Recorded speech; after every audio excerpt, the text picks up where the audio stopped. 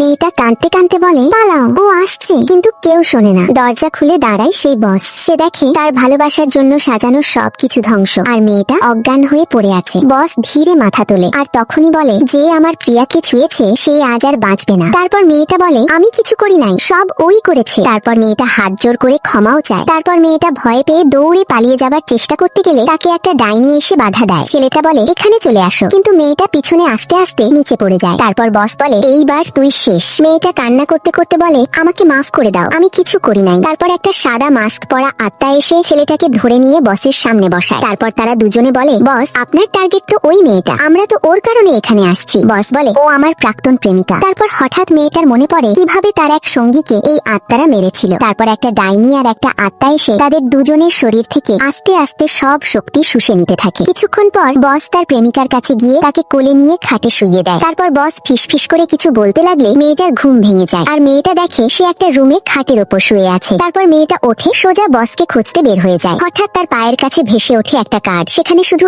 একটাই ঘোষণা, দ্বিতীয় রাউন্ডের একমাত্র জীবিত খেলোয়াড় তুমি। নতুন রাউন্ড শুরু হয়।